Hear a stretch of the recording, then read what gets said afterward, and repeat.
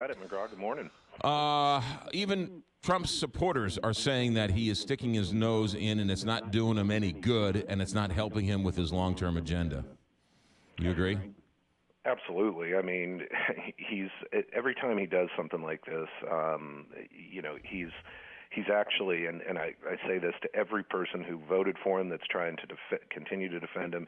Every time he does something like this, he is taking a step backwards in terms of being able to accomplish what he promised those voters he would try to accomplish in terms of tax reform, repealing Obamacare, immigration reform. And what I mean by that is that you have to show leadership and you have to have the credibility and the respect as a leader to get those initiatives through in order to convince people in Congress. It's almost as if I think some of his supporters and voters think, oh, well, the heck with Congress. He's president, and you know what? Congress hasn't worked for years, so we can just get these reforms done without him. It's just not reality.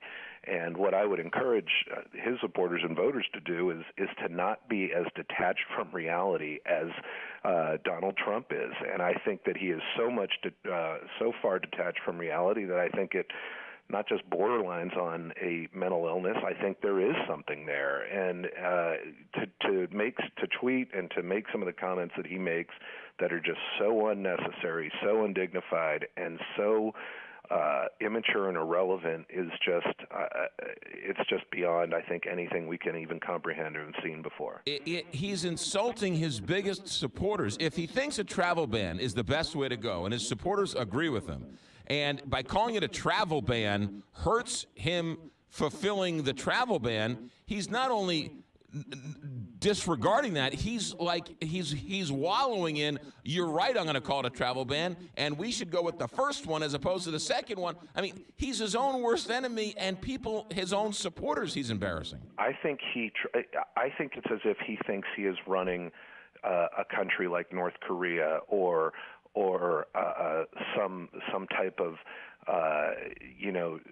dictatorship nation where he can say whatever he wants and do whatever he wants, and if people oppose him, that he'll throw them in jail or have them taken out or whatever, and that is why his word is the last word. It is like he is truly detached from reality, and that is why, I hate to say it, McGraw, I'm no psychologist, I'm no doctor, but my personal opinion is I think that there is the narcissism and the bipolar, whatever it is you want to call it, is so intense that I think it detaches him from reality, and he not only is his own worst enemy, he just doesn't understand the position he's in and the people around him and what he's ultimately supposed to do. And it really is just taking him further away from accomplishing the things he wants to accomplish for the people that voted for him. Yeah, it's one thing for the liberal New York Times columnist to say something. It's another thing when Kellyanne Conway's husband says the tweets are getting in the way and stop it.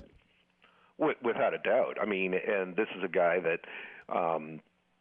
is a respected attorney that Trump has looked to serve as Solicitor General, and these, the people can go on the air and say all they want that work for him. Oh, these are just social media tweets. These are just, it's not policy. That just doesn't pass the smell test. Of course, words that come out of a president's mouth is our policy, or the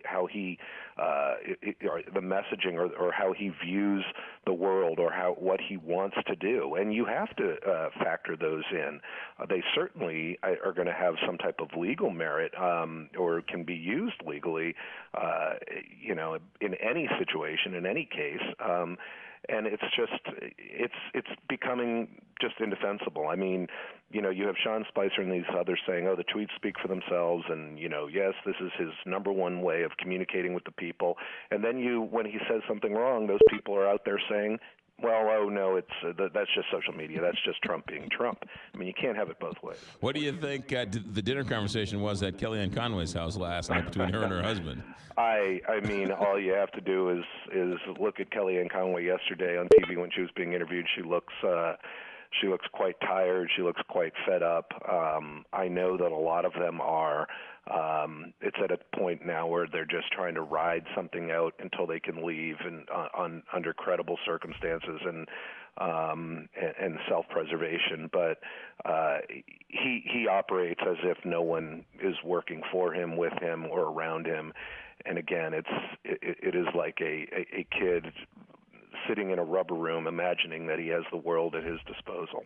What, quickly, while we still have you about 30 seconds here, your first thoughts on Comey's testimony on Thursday? What do you think? Yeah, I mean, I think that it's going to be very compelling television. I think it's going to confirm things that we already know or suspect. I don't think we're necessarily going to learn anything new other than maybe some details of the conversations, but I think we all know already and are not surprised if Trump tried to get him to stop the investigation. Now, we also know at the same time that obstruction of justice is very difficult to prove, and we're not necessarily going to see President Trump arrested after Comey's testimony. But I think it is going to be very damaging, and it's just another thing that's going to hurt him, hurt this president going forward in terms of his credibility and his ability to work with people that he has to work with to get the things done he wants to. Trey Harden, ABC News political correspondent. Have a good week. Talk to you next Tuesday. Thanks, man. Bye-bye. 628, Big 5.